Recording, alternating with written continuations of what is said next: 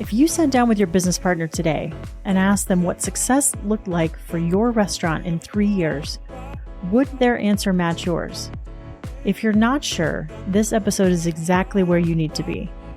Today, we're talking about why leadership alignment is the single most important work you can do as a multi-unit operator, what it looks like when owners are and aren't on the same page, and the real cost of that gap, and the tools that create lasting alignment across your ownership team and your entire organization. Let's dive in. Welcome to the Restaurant Leadership Podcast, where we coach independent, multi-unit restaurant operators to build systems that drive profitability and reclaim time so they can scale with confidence and spend their time and energy where they want to, not where they have to. I'm your host, Kristen Marvin, restaurant coach and author of Multi-Unit Mastery. If you are an independent restaurant owner managing multiple locations, you know the chaos that comes with growth. Inconsistent execution across your restaurants, managers who won't take ownership, constantly answering questions your team should already know the answers to. You're stuck in your current role when you want to be playing a bigger strategic role as you scale. You don't have the right leaders in place, or you keep losing them. And you're not sure how to find great people and actually keep them around. We work with passionate independent restaurant owners who found success with their first few locations and are ready to scale strategically. Our clients aren't looking to just survive expansion. They want to thrive through it. They're committed to developing strong leaders and creating exceptional guest experiences.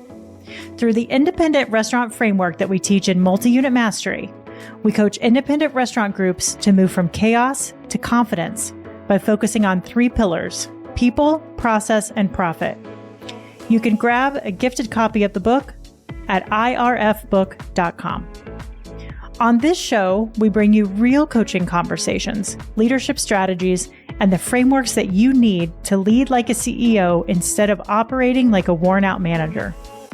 And here's the thing, coaching has changed our clients' businesses and can change yours too. If you've never experienced what it's like to have someone in your corner who actually gets the restaurant world, we'd love to connect. We offer one-on-one and group coaching. Head to kristenmarvin.com/contact for a complimentary coaching session, and let's talk about what's possible for your restaurant group. Today, we are going to talk about something that doesn't get talked about nearly enough in the independent restaurant world, and it's something that just keeps coming up with the majority of our clients time and time again as we continue to work with them. It's leadership alignment, specifically when you've got 2 or more owners at the helm of your restaurant group. By the end of this episode, I'm going to make sure that you understand why misalignment is one of the most common reasons restaurant groups stall out, what it actually looks like when owners are and aren't on the same page, and the tools that will get your entire organization rowing in the same direction. Let's get started. Misalignment is one of the sneakiest killers in a multi-unit restaurant group business. It doesn't necessarily show up all at once. It creeps in really, really slowly in the decisions that don't get made, in the conversations that keep getting avoided, in the team that's looking to one owner for direction and constantly getting a completely different answer than they expect from the other. It's kind of like the mom and dad area here. The worst part, though, is that most owners don't even realize it's happening until they're so deep in the weeds that stepping back feels nearly impossible. So that's what this episode is all about today, because we've sat across from too many talented, passionate operators who are working their asses off and still not moving forward. And 9 times out of 10, misalignment is the reason why. I'm going to provide you with a couple of stories here from restaurant groups that I've recently talked to. One is a family-owned restaurant. They've seen incredible growth over the last 3 to 4 years. They've tripled their business. They're really pushing the limits of what the restaurant can do. They're building a bunch of talent. there's real ambition to get ready to scale the business. And underneath it all, there's a succession plan that's never really been fully executed, roles and responsibilities that are really murky for what owners are doing what in the business, and a very, very much an old school mentality that it's the owner's job to be in the restaurant every single day, touching every aspect and grinding. It's a mentality that really conflicts with where the new owners want to take the business. So it's causing a lot of tension. The new owners are ready to move forward. The business is ready to move forward, but the alignment isn't there. And it's creating this huge bottleneck that no amount of hustle can fix. When I was coaching this owner around this obstacle, I asked one simple question: who is the decision maker when it comes to major business decisions and how you all move forward? And he shrugged his shoulders and said, I have no idea. That's the problem. They know where they want to go. They just haven't had the really tough, important conversations that they need to have for the business and with each other in order to move things forward, because they're family and it's really, really tough. And we see this a lot in the independent restaurant space. Another story is a pair of people that have been working together for 15 years. Two owners, 15 years in business together. A restaurant that, from all outside appearances, is successful. One owner decided that they wanted to step back for a period of time, take a break, understand what was going to be next for that specific person.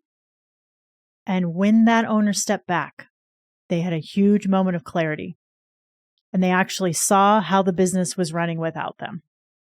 They recognized all the gaps and the conversations that they hadn't had, and the expectations that they hadn't set, and things that they hadn't documented that they really, really needed to.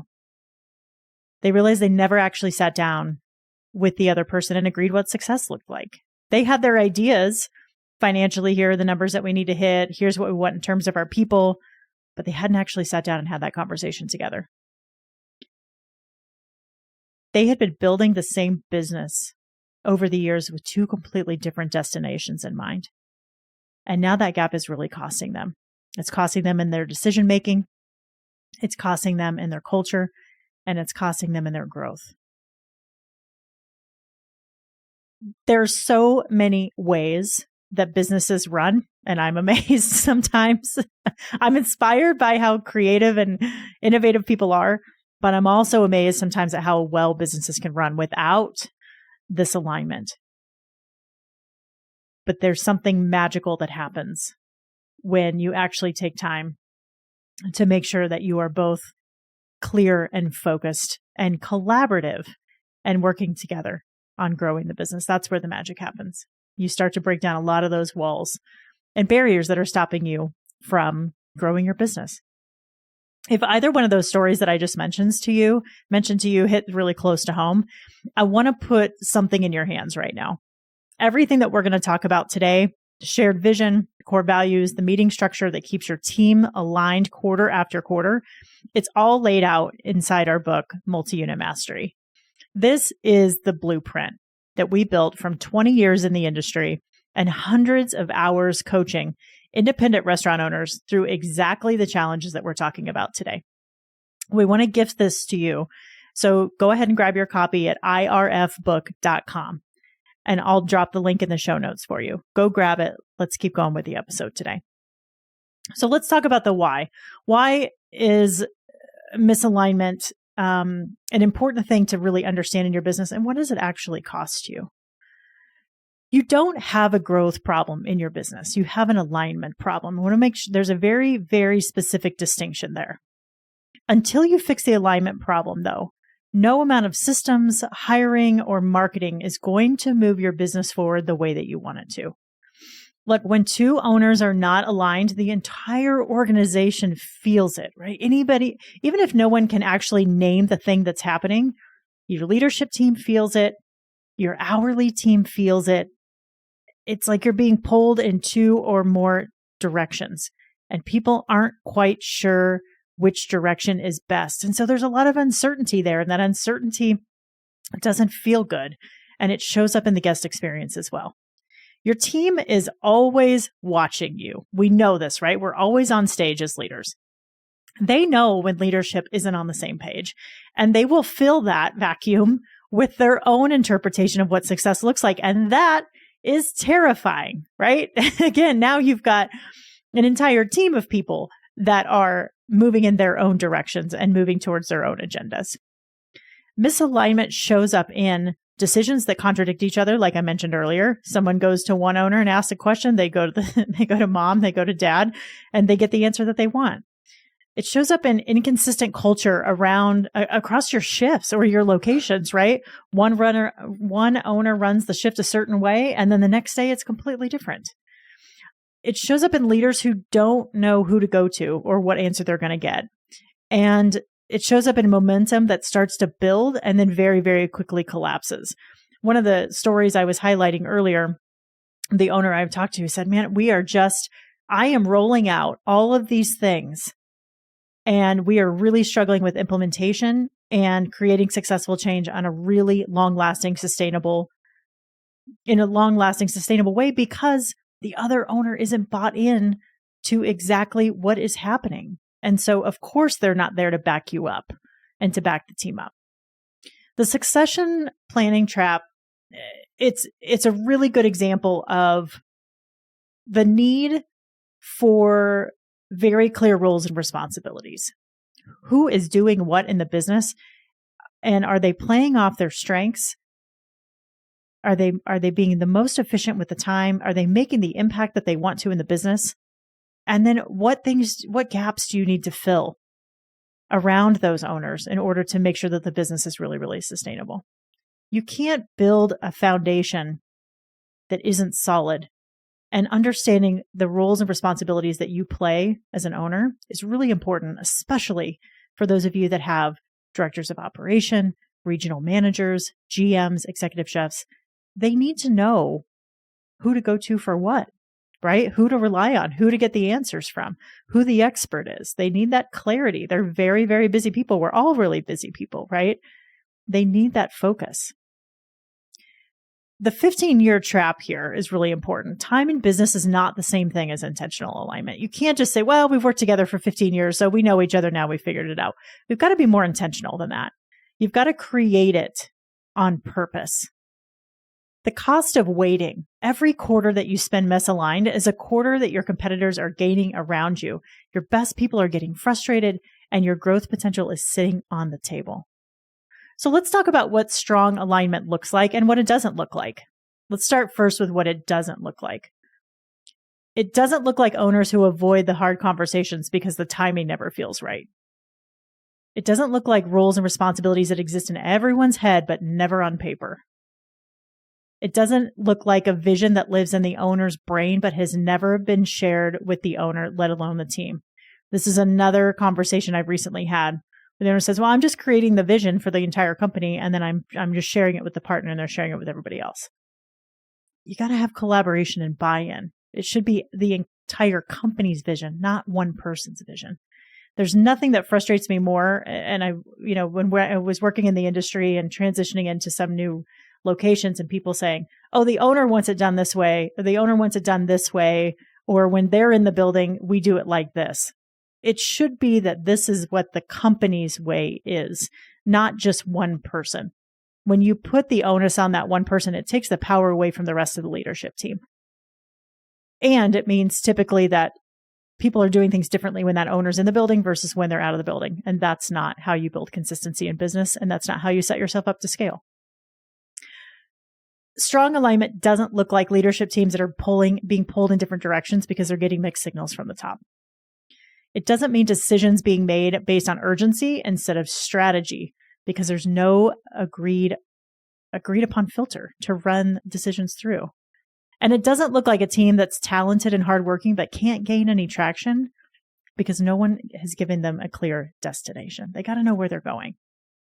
Let's talk about what strong alignment does look like. It looks like 2 or more owners that have sat in a room together with intention and built a shared vision for where the business is going in 3 to 5 years. It looks like a leadership team that can make decisions confidently because they know exactly what the business stands for and where it's headed. It looks like core values that aren't just words on a wall. They're filtered. They're the filter for hiring, for firing, promotion, and coaching. It looks like a mission statement that every single person in the organization can speak to and articulate, from the owners down to the newest hire. It looks like quarterly planning meetings that keep the vision alive and top of mind, not just something that got created in January and forgotten by March. And it looks like owners who disagree sometimes. My business partner and I love to have this conversation. What do we do when we disagree? It's good to disagree. Healthy conflict is part of alignment. It's important to have those different perspectives, to look at those different options and make sure that you're managing the risk from all sides before you make an important business decision. Healthy conflict is part of alignment, but who always walks out of the room, you want to make sure that the owners are always walking out of the room in lockstep. That's the goal here.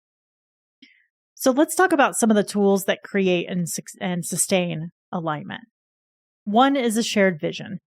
Again, like I mentioned earlier, it's something that's built together. It's collaborative. It's not handed down. The more that you bring your teams in and have them collaborate and are involved in the decision-making process, the more buy-in that they have. It's a non-negotiable here to have a shared vision that's built together. Every owner at the table needs to have a voice in building the vision. When people build it together, like I said, they own it. When it gets handed down to them, they tolerate it. Very big distinction there. The vision needs to cover where you're going, what success looks like, very, very, very specifically. The numbers, the number of teammates that you need, leadership, all of it. Get really specific here. And it needs to include what role each owner plays in getting there. And it has to be written down. Another tool is a mission that means something. Your mission is your why. It's what gets your teams out of bed and what your guests feel when they walk through the door.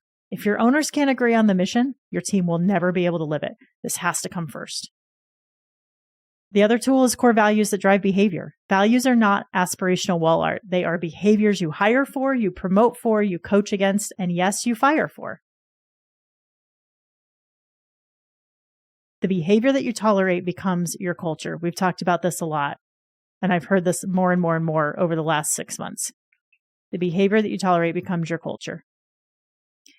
Your core values are so important, and defining the behavior behind them is so important so that your managers aren't interpreting exactly what each value means. But those values also challenge you as the owner to hold yourself accountable to make sure that